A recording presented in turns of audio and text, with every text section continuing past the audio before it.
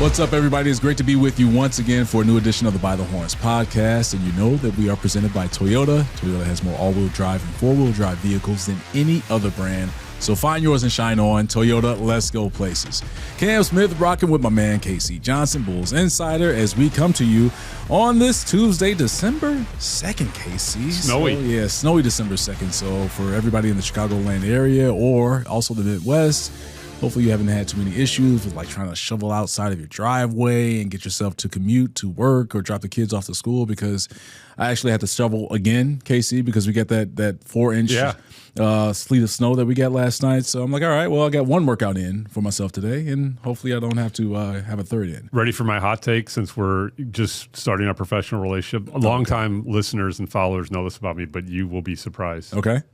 Chicago winter, greater sign, Chicago summer. Oh, 𝗵𝐶, come on, man. See, I literally was talking to 𝗵𝐶. We were getting along so well. Like 𝗵𝐶 mentioned something about himself before we started the pod, where I'm like, man, 𝗵𝐶, in my head, I'm like, I'm the same way. Like, we might be twins, but we're not twins anymore. We're not twins. No, we're distant cousins now. Yeah. No, I'm not distant, but second cousins. We're second cousins with that. Come on. I told you it was a hot take. Summertime shy? 𝗵𝐶, you I think like it's overrated? summertime shy. I like wintertime better. I'm that rare, weird duck that prefers. Here's multiple reasons. First of all, I like cold weather. I run hot. I like cold weather. Okay. Second of all these fake Chicagoans leave the lakefront to me alone. That's man. a good point. Let's go. Anyone can go to the lakefront in the summer. Yeah. Who's there in the winter? Right. I'm there. Are you there? Not really. But exactly. You know, I embrace what winter is in Chicago. Like, I'm born and raised in the city. I understand what's coming, and you can never get used to it. You just know that it's about to happen. Yeah. Right. So, one question for you: is your birthday in the winter months? It's fall. Fall. Okay. All right. Because I was gonna say most people that have like a love or affinity for winter weather or cold weather like have that winter birthday. Love snow. Love the Christmas season. Let's go on and on, man. Okay. All right. We could bore our listeners to tears. We definitely could, man. But they don't want to hear that. They want to get the latest on what is going on with this Bulls team. Correct. As we watched last night in Orlando. We weren't on the air with CHSN because it was a national broadcast. The Bulls and Magic in Orlando was on Peacock, and another clutch game. Another L for this team when it comes to those clutch situations. A team that started so well when it came to clutch games in the NBA. I believe they have the second most after last night in the league when it comes to the final 5 minutes and the score differential being a difference of 5 points, but just not able to get over the hump against the Orlando Magic. A shorthanded Bulls team, once again, a number of injuries for this group. Yeah. By the way, that winter talk was just to distract from the 3-game losing streak. It's weird, man. Think about it. They had that stretch of the schedule that we pumped up before at the last podcast where we thought they could take advantage of it. They went 1-3. Yeah. 3-game losing streak since Vooch called them out. Yeah.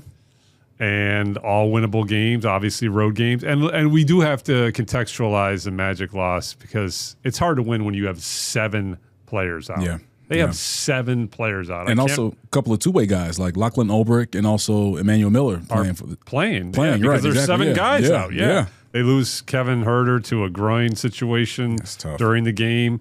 Coro's still been out. Kobe, I'm told, is getting imaging today. I don't know what time, but while we're taping this, maybe. So that's obviously a concerning situation. It's the other calf, but still, is that an overcompensation situation from the calf injury that kept them out for so long from the offseason into the regular season? It's a lot. I did think competitively and physicality-wise, they progressed in the Orlando game. Yeah. And it is hard to win when you're missing 7 guys. Obviously, Magic, we have to acknowledge, are missing their best player in Paolo Banchero, or one of their best players, because Franz Wagner might be their best player. But, yes, they didn't make the plays down the stretch. Yeah. There was a couple possessions where they just gave up too many offensive rebounds down the stretch. There was that one 3-shot possession where Bane hit a 3. That's a killer. Earlier possession where Billy Donovan burned an angry timeout when they didn't rebound a missed free throw, which happened 3 times. So, 2 steps forward, 1 step back, or 1 step forward, 2 steps back, however you want to look at it. Tough loss, and they didn't take advantage of that schedule stretch. Yeah, and we discussed this a little bit about some of the slow starts for this Bulls team to start ball games, right? First quarter, they actually were the opposite of that, where they were in control for certain parts of that opening quarter. I thought they were the aggressors. Yeah, they were. They were getting downhill. I mean, even just from what they were doing from 3 as well. Giddey, Ayo, we're going to talk about those guys and what we saw in Orlando last night. But there were significant stretches of the game last night where the Bulls were in complete control. I mean, they were up 15 in the third. You're thinking, all right, here we go. This is a group that maybe has turned the corner a little bit in what we saw previously of them not being able to finish ball games, but still we knew that we had 12 more minutes to go in that fourth quarter. And so I'm sitting watching the game on my couch and I'm like, all right, this is good, but we still got to finish things out in the fourth quarter. But as you saw with the offensive rebounds that they gave up, some of the straight line drives, I think of a couple of possessions in those final 5 minutes in clutch time where I'm not trying to pick on him, but 𝗵𝗶𝗶 𝗟𝗶 was the defender on those drives, and they just went right at him. Anthony Black was one, Desmond Bane, where they just got right to the rim and finished layups. But it's just that you start to see those things, and you're like, all right, this is like deja vu. Again, we're back at this point. Yeah, 𝗵𝗶𝗶 actually had a really nice stat line, but to your point, kind of didn't play his best in the fourth quarter defensively, and then also had that high-profile technical where you kind of like that he's sticking up for himself, but you know, Desmond Bane kind of the veteran move baited him into that. Yeah, he definitely baited into him because it wasn't like, you know, it was a forearm shiver or leaning in with the shoulder. He knew that 𝗵𝗶𝗶 was there. Yeah. And he decided to just give a little nudge as he ran back down court on defense. And they always catch the second guy. Yeah, exactly. And Billy was hot, man. They showed a clip one time where Billy was giving 𝗵𝗶𝗶 an earful for a technical at that time. But you know, again, it's like one step forward, two steps back. Because you look at 𝗵𝗶𝗶's stat line; it was very solid, and he had a couple of nice blocks. And overall, I thought physically, you just felt him more in that game. Yeah.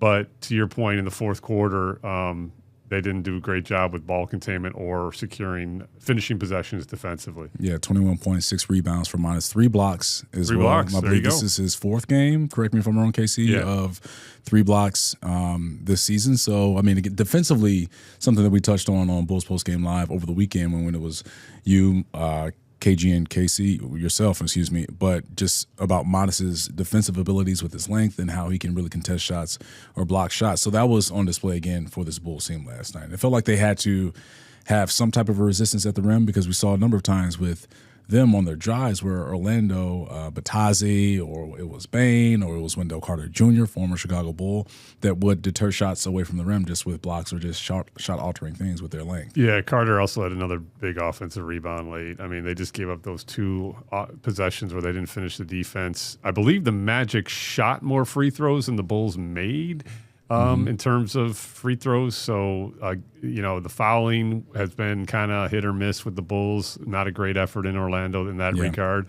And you're right on that, yes. Yeah, So well, and that's what the Magic do. They get to the line a lot. But, that's a rough stat. You're not going to win a lot of games when you give up late offensive rebounds and foul to that level. So it's weird because I didn't think it was as bad as the losses to New Orleans and Charlotte, but you know, it was a competitive loss, but it's a loss still. Right. And we know it's like no more victories at this level, right, when you think of professional sports in general. But you try to take what you see from these losses and try to piece it together and say, like I was saying to myself in the third quarter last night, like, okay, we're starting to see some things change for this group where they weren't just relying on 3-point shots, which is what we saw over the weekend and during this 3-game stretch of losses. This is before the final last night where they were attacking the rim. Vooch was involved. We saw some great moments from Vooch, especially inside of the lane, and them feeding the post and Vooch being active and scoring the basketball there. And you're like, all right, this is what they need. Maybe they're learning from what happened previously to try and put themselves in a position to win, which they did. But then on the defensive lane, you just start to see kind of like the chips start to fall away from what that defensive unit brought. Yeah, no doubt. And like I said before, the Kobe situation is concerning because you got him back with the optimistic news at the start of the week that this would be the last back-to-back that he would be restricted in. And now you've got a new situation where it's a different calf. And given how conservative they were the first time, you expect them to be conservative again, even though it's a different injury. Calf tightness is not something you want to mess with. So you got to probably predict a imminent future with, you know, Kobe maybe missing some games and Ayo Dosunmu and Tre Jones' role increasing. Yeah. Now, Ayo, we talked about him multiple times on this pod. To me, he's been one of the most consistent bright spots in this season. He's just, again, playing at a really high level in Orlando. His 3-point shooting is insane. Top 3, top 5 last time I checked. Made his first three last night, shooting near 50% from three. Wow. And with that, and still has the ability to get downhill. Yeah. So you can weather a Kobe absence in the short term, but obviously for the Bulls to be the optimal version of themselves, they want Kobe healthy and at his optimal moving forward. So we'll see where that goes. Look, I've said this on By the Horns. I've said this on Bulls Countdown Live. Just the relationship that I have with Ayo. I can say this confidently. He would agree with me on this one as well. But he was never known as a shooter in his career. But with the work that he's put in this past summer, how he's really perfected his shot, you can call him that. The numbers speak for themselves, right? I mean, we know that the numbers are there for Ayo, but also the eye test as well of how he's making these threes, how he's making these field goals. It's not all at the rim. He's mixing his game up. We've seen a couple of 1-dribble, 2-dribble pull-ups for himself, catch and shoot threes, pull-up threes off the dribble as well. So he's a guy that has really upgraded his game. I'm not going to say transformed his game. He's upgraded his game, especially when it comes to shooting. So him being a threat from the arc just means life is a little easier for 𝗵liche Vucevic or Josh Giddey or anyone that's on that court, the four of the guys playing with Ayo, just because he's a threat at now all three levels, a legitimate threat with how he's shooting the basketball. And it just speaks volumes to his mental. And we talk about his work ethic, right? But it's the mentality that he has that he brings in, night night out, that I'm going to produce. And he had 18 points last night for this Bulls team. Again, shot the leather off the basketball at all three levels. But you have someone that you can rely on. You know that Ayo is going to give you a certain amount of production and really good production going forward, no matter who's in or who's out for this team. Yeah, and he's had a 40% three-point shooting season before, but he was really down last season and knew it and looked inward. And also he's not only – and I don't expect him to shoot close to 50% all season. But if you keep that number over 40%, you're above league average by a lot, and that's obviously a percentage that a lot of people shoot for. And he's doing it on career high volume. He's near four attempts a game. The best part about him is he's just reading the right shots because he still is that downhill threat, loves to attack the rim. But with that three-point shooting, which he's shooting without hesitation when he's open, it just really opens up the floor, and not only for himself but for others. So kudos to Ayo. He's, to me, been one of the most consistent bright spots, and that's why if Kobe is sidelined again for a short-term situation, obviously that's not great news in the big picture, but you can weather that storm with the way Ayo is playing. Again, 18 points, 4 of 6 from 3 for Ayo, 7 assists as well. So Impressive. getting that game going. So that's the part of his game where especially I knew that he's always been that distributor playmaker, I should say, for his game. But now we got to call him Ayo the shooter. I want to see how he responds to that when we call him that. Maybe you can just kind of pass the message to me the next time you're in the locker room, KC, saying, Cam Smith calls you Ayo the shooter. All right. I got you. See what the response will be. We saw Josh Giddey last night, again, be a guy that in moments where the Bulls needed a basket or needed a play, it was number 3 in that Bulls uniform making those plays for this team. I mean, you look at his stat line with what he had, and it's not just reading the stat line of Josh, just a rebound shy of a double-double. Only had a surprisingly 6 assists last night. He's a guy that averages 9 on the year, but he led the team in scoring at 22 points. But what I'm seeing from Josh is his confidence with his shot, right? And so the connection of what I have with Josh in terms of what I saw from, or at least not from what I saw, but what from my source saw from Josh in Melbourne, Australia. This is something that you hit on and spoke to Josh about the number of hours and reps that he put in working on his shot. But this is someone that is a trainer for Kendrick Nunn, former Simeon player that played with Jabari Parker, of course, with the Miami Heat. He's now over in Greece being a Greek god out there, like he's like the MVP of the league out there and doing some great things. But they were in Australia for I believe a kind of like an exhibition type game, and they were training at Josh Giddey and Dyson Daniels' facility in Melbourne. And what the trainer said is that he would see Giddey day in, day out, be at the gym basically all day working on his game, working on his shot, catching, shooting different areas, different spots, catching shoots, dribbling on the break, pulling up, and you can just see that work from Josh. And last night was just a great example of how he shot the basketball, understood the moment too. A couple of late shot clock moments where he knocked down some shots and just was not hesitant on his shot and his decisions, and it's just great to see. Yeah, and his range. I mean, he. By the way, he only had 6 assists because he was too busy turning the ball over. That's he had valid. 8 turnovers. Yeah, now, and I know I can say that because I know Josh is. That's one of the stat lines he looks at for the first. He really looks inward when he turns the ball over, and he's been better in that department throughout the season. But last night was a little sloppy. Yeah, a little reckless turnovers. Yeah, for sure. Particularly early. But back to the shooting, he had 2 possessions late. One, he had a really deep 3. His range is really expanded, and he's just shooting it with confidence. You can see him getting his legs, his base underneath him. And then right after he made that one, he took another long one, and he knew right when he released it that he had missed it, and he fouled his shot. He chased down, got his own offensive rebound. That was a really impressive possession, and it led to second chance points for Vooch off of Giddey's assist. So offensively, he's real. Obviously, I mean, he's almost averaging a triple-double. This goes without saying. Offensively, he's really having a great season. As far as the shooting piece, he said this. You mentioned Peacock had the game last night. He talked about this with Austin Rivers pregame. He said it to me many times.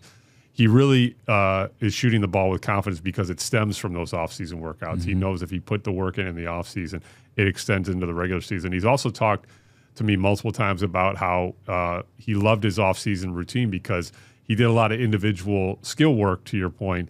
But then when he wanted to scrimmage, he had Dyson Daniels right there. I mean, it's like the best guy to work out. You're going against stuff against not only a buddy, but like one of the best defenders in the league. Yes, so that was a nice mix. He said where you got both individual skill work and then obviously some challenging defensive moments with his buddy Dyson Daniels. Yeah. So kudos to Josh for putting the work in and to shoot at this level, to sustain that from last season where the second half.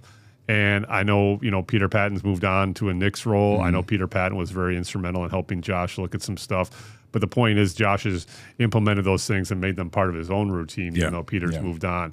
And obviously Austin Default now heading up the Bulls player development staff is doing a nice job. Josh is shooting. It's like before when he wound up to shoot, because he definitely does have a wind up and a little bit. Yeah. It's not your classic jump shot. He has a little bit of a wind up, but before when he would wind up, you kind of be like, you're not sure what kind of results coming. Now you're like, let's go. Yeah, take the shot. If he doesn't miss, it's going to be close, or it's the right shot, and he's shooting it with confidence. There were moments for me watching Josh last year where he would attempt those shots, and I'm like, I don't know if he's confident in that shot. But this year, it's a complete difference where, to your point, you know not only when a guy's put in work, but also is confident with his shot because the results show. But when you're stepping into your shot confidently, like the 1-2, and you're just catching it and launching it and not thinking about anything else, you're like, all right, he knows he's making this shot. Right. And I think he attempts that. Not saying that Josh last year questioned his shot, but more so of like with the work that he put in the offseason and how he's knocking them down, because he was 3 of 6 last night from 3 in Orlando, where he and the rest of his teammates are like, oh, yeah, Josh is shooting that. If we swing it over to Josh and he has space, he's going to take that shot. So it's something that, again, moving forward with this team is that you allow floor spacing and you allow another threat from 3, which Josh is, to just open up your offense and add another layer to it. Offense isn't really the problem for this team. Yeah, I was going to get to that, 𝗻•. Yeah. 𝗻•, this is why 𝗻∗∞'s my guy, because he's reading my mind with these things, because we can talk about Ayo's shot, and he's Ayo the shooter now, and how Josh has worked on his jump shot and how he's getting things going for himself from the perimeter, and Vooch establishing himself inside of the paint in the post area last night in Orlando, and Modest had some moments. But it's the defensive end for this Bulls team that continues to be a thorn in their side, especially late, right? Yeah. Because they have these moments where it's a breakdown. I'm not sure if it's a tired leg situation. Obviously, they only had 7 guys. If that wear and tear is wearing on them, there's the style of playing, the physicality that they're trying to uphold night in and night out. But you just see it where it's an avalanche that happens with opponents, where it's a straight line drive here, quick shot, next possession, it's a 3 or an offensive rebound, it's a dunk, and now the fans are back into the ball game and the Bulls are chasing again. Yeah, and I actually thought they were better one-on-one with ball containment in Orlando than because I mean, there's only one place to go with the way we saw it in New Orleans and Charlotte. And that's So I thought in terms of just controlling the ball, they were better in Orlando. But yeah, I mean, that's the difference. When they started 5-0, 6-1. They were a top 10 defense. They're now 22nd, 23rd. and that's been a pretty precipitous drop off. Yeah. And I don't want to make excuses for them. I do think the in and out nature and all the injuries they've had has led to some disjointedness at the defensive end, because we've said multiple times, Cam, they don't have lockdown individual defenders. And, we'll get into Okoro and Zach Collins in a second, but they don't have lockdown individual defenders, so they have to do it with the team defense being connected. Yeah. And when you have different rotations, guys you're not used to playing with, you're not going to be as connected at that end. That's just and I don't want to make excuses, because a lot of teams go through this and are still better defensively than the Bulls. And I do think they can still play, as we saw in Orlando, I think they can be better than what we've seen. But, they've got to get back to what we saw in that early stretch, where they're connected defensively, physical defensively, taking charges, finishing defense with, after one shot. Rim protection is always going to be an issue with this team. Yeah. Zach Collins' return will be welcomed. I'm told he's going to supposedly get some G League practices this week. Okay. All with right. the hope of maybe playing at the back end, whether that's Friday. And I already forgotten Friday's opponent. I know it's Brooklyn. Oh, that's a great point, because they have the Warriors on Sunday. We got 2 out of 3. I got you, Casey, because I just had the schedule up. Friday's a possibility. Depending on how he does in the G League practices. Indiana. There you go. There you go. So I knew there was a winnable opportunity, although they just lost in Indiana. Yeah.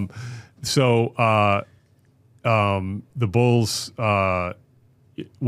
their win of opportunity for Zach Collins is late this week, assuming he does well in the G League practices. And then Okoro has just been kind of a mystery, because that was originally termed a short-term absence. But obviously getting those 2 guys will help at the defensive end for sure, but they need to be better collectively. Yeah, and you brought up. I forgot the Indiana game, by the way. No, I've been talking you're fine. about New Orleans and Charlotte. I forgot the Indiana loss. And I've been saying that they've a 3-game losing streak. And I believe they've lost 4 straight. They have lost 4 straight. Yes, they have. They have. Last time they had 4 straight. So By the Horns regrets the error. Please charge it to our heads and not our hearts on By the Horns. These games run together. They definitely run together. Yeah, man. Especially when you look at the last 2 weeks of this Bulls season, where it's just been heart rates going up and down with how they finish games, and just the clutch game component of it it's been a lot, Bulls fans, and we know that we're preaching to the choir right now. So again, let me emphasize, 4-game losing streak since Vooch called them pretty soft. Yes. And they have the Pacers on Friday at the United Center. So there you go with this. But you bring up a great point when it comes to just the continuity defensively, when you have guys in and out of the rotation. And if you're not saying that they think this, but if I was in that position, if I am maybe a Josh Giddey or an Ayo Dosunmu or maybe even a Tre Jones, that if I'm on the ball and I'm pressuring or I'm trying to steer a ball handler to my help, right. There's not a guy in that rotation, the normal rotation defensively, that kind of picks up on your tendencies as a defender, that the chemistry isn't there and they don't kind of read what you're trying to do. And you have maybe a situation where you're thinking he's going to come over and help to stop the basketball, to help you, and that doesn't happen, and that happens and leads to a layup. Or they stunt over and come over too much and creates a double team, and that ball gets kicked out for 3. So it's just like the little things like that you see and that we've seen from this team, where guys in and out of the lineup. And like Casey said, I'm going to say this again, to be very clearly on this, we're not making excuses for this team, but it's something that you have to look at when it comes to some of the defensive inefficiency. Yeah, and like I said before, rim protection is going to be an issue all season with this team. Zach Collins' return will help in that regard. Isaac is undersized, but will help also just from his physicality. But the Bulls allow the most shots at the rim in the league, and I don't see that really changing. I think, not to say they're going to finish 30th, but I think they're going to be kind of near the bottom all season in that regard. They're just an undersized team, and they don't have an elite rim protecting center in Nikola Vucevic. So they've got to do it in different ways, and that's what we saw earlier in the season. And obviously that's where the slippage has been, and that's why they have a 4, not 3-game losing streak. All right, and hopefully that 4-game losing streak stops on Wednesday when they face off against 3 straight home Nets. games. Let's get into it a little bit. That's what we have to, because you have the Brooklyn Nets tomorrow as we record this pod on Tuesday, December 2nd, followed up by the Pacers on Friday, and then also they welcome in the Golden State Warriors on Sunday. So 3 opportunities for this team to really get themselves right, especially against the Brooklyn Nets team that we've seen previously in terms of when you think of the Indiana Pacers, the New Orleans Pelicans, Washington Wizards, Charlotte Hornets, that are just offensively challenged and just winning challenged, right? Yeah. With this. And so you have have a great opportunity against a Brooklyn team on the road for the Brooklyn Nets to get yourself a feel-good win. And I think that's what they need right now. They need a good feel-good win. Yeah, and it's weird because last season they were better on the road than home, which you never see this year. They've been way better at home than on the road. So 3 straight home games, you've got an opportunity. I feel like we keep saying this team has an opportunity against teams that don't have a lot of wins. They have not taken advantage of that on the road. Can they do it at home? Golden State comes in a back-to-back situation. They'll have played in Cleveland the night before, so there's an opportunity. Yeah. We were talking before we started taping. It's kind of a bummer that it's unlikely that Steph Curry will play in his lone trip to the United Center. He's been dealing with a quad situation, and he's going to be reevaluated later this week. And like I said, with the Warriors having a back-to-back Saturday, Sunday, I mean, I don't cover the Warriors, so I don't know, but it would be unlikely for him to play on Sunday. A little Jimmy Butler will be in the house though on Sunday. Always good to see him. The third. Jimmy Butler. It's on the back of his jersey now. It wasn't when he played here. But no, that's always still obviously a great opponent to have. But again, these are opportunities, and it starts at the defensive end.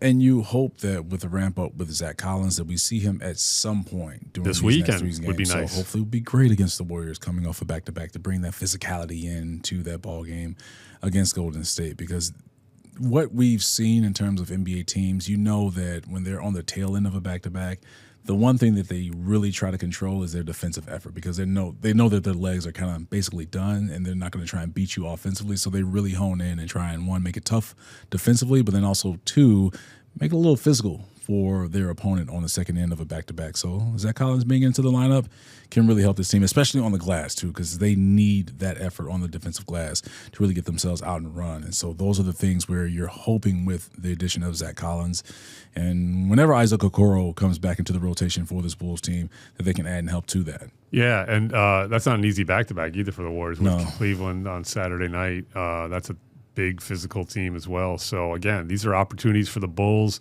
Yeah, the Okoro thing's been troubling because it was originally described as kind of a short-term thing, and he's been out for a bit here. And now, Kevin Huerter's been starting in his place. Yeah. If we get an update on his groin situation and he's out, and Kobe is in a situation where he's out, I mean, I don't even know who's starting at that point. It'd be Ayo, and does he go 3 guard with Tre Jones? Does he throw Patrick Williams back out there as a starter? Julian Phillips started the second half last night. I was just going to say, I was going to ask you about Julian Phillips, just your thoughts. Well, on Julian also, we haven't mentioned Tre and how he looked. I thought Tre was phenomenal. And just killing his older brother, by the way. Just killing his older brother. Look, man, 𝗵 does not want any parts of younger brother Tre Jones. I'm speaking for all the younger siblings out there because I'm a younger brother myself. So shout out to all the younger siblings, man, because we're shining for sure. But 𝗵 is 12-2, I believe, now lifetime. So, there's that. So Tre's winning the individual battles, but not the war when it comes to the win-loss. And I'm assuming then in their post-game conversation, which Peacock showed last night, 𝗵 was reminding him of that. Yeah. When the Bulls beat him earlier in the year on the road, was that the opener? God, everything. Second game of the year. Yeah. Oh, yeah, the home opener against Detroit. Yeah, I do remember that. Little memory challenge this morning. People, it's that time of year. Give my man Casey Johnson and myself some grace right now. A lot of games to remember. A lot of stuff going on. Come on now. No, but I covered that road victory in Orlando earlier in the year, and Tre had a great game. He was our walk-off, and we had to wait for him to do a jersey swap with 𝗵. He was down there forever, so that kind of stands out. And I saw him again chit-chatting post-game last night. But 𝗵 is definitely got the leg up in the career battle. Doubt. But no, to your point, Tre does – that's 2 games in a row where, to me, he's looked like he did before the injury, where he's just on the attack, getting into the lane. As we've talked about many times, a paint touch does not always mean a shot. It means just penetration, where you've got the defense to collapse and commit defensively to the lane, and then maybe you got some spray-out options. Right. I thought Tre played at a really high level last night.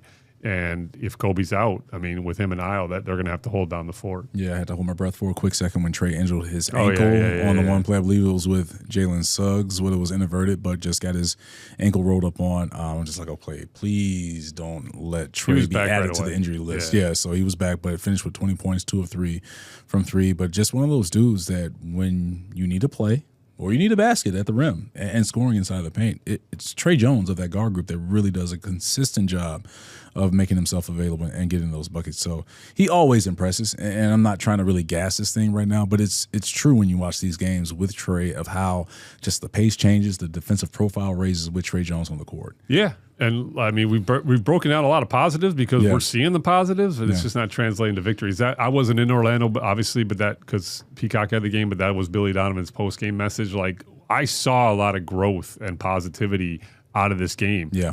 But it didn't translate to a victory, and that's the next step. They've got to obviously get back to their winning ways. Well, hopefully that starts tomorrow night against the Brooklyn Nets, who will come to the United Center, winners of only 4 games. A couple of guys that just watching this team here and there. Danny Wolf had a nice little highlight dunk the other night. I'm like, wow, Danny Wolf is getting bodies. What's going on right now? But you know, so it was nasty.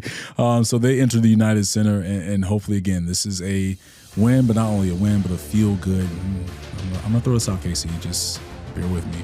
Hopefully, it's a dominant win against the Brooklyn Nets team. Time to see a walk-off with me. Come on, that's what we need. That's what we need. A walk-off interview with 𝗻𝗄 Johnson. The vibes are high, and looking forward to what's coming. Again, when this team goes through the next 3 home games for themselves. So it starts hopefully tomorrow night against the Brooklyn Nets, but that will do it for this edition of the By the Horns podcast. For my man 𝗻𝗄 Johnson, I'm Cam Smith. We appreciate you, Bulls Nation, for tapping in with us. We'll see you soon.